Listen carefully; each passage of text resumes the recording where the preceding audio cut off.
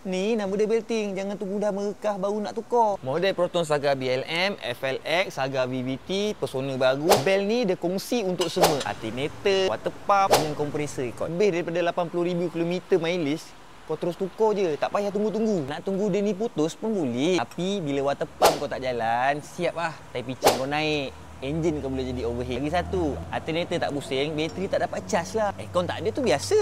Tu biasa. Tapi dua benda tu kalau tak ada, memudaratkan. Barai. Bateri barai, enjin barai. Ni baru cerita belting, belum cerita pasal timing bell. Timing bell duduk kat dalam tu. Nak buka dia macam-macam tau. Water pump duduk kat sini. Macam biasalah. Tukar timing bell, tukar sekali water pump. Dia buka sekali jalan. Kalau tak nak tukar tak apa, kita suggest je. Macam kereta ni, air dia dah karat. Aku buka, aku buktikan dekat korang. Nampak tu? Karat. Agak-agak rupa water pump tu macam mana bentuk dia. Bila ada okey ke tak okey. Pada yang tak pernah tengok pemandangan timing bell setelah dibuka, inilah. Ini gambaran sebenarnya. Bermacam-macam benda kena tanggalkan, bermacam-macam part kena dibuka.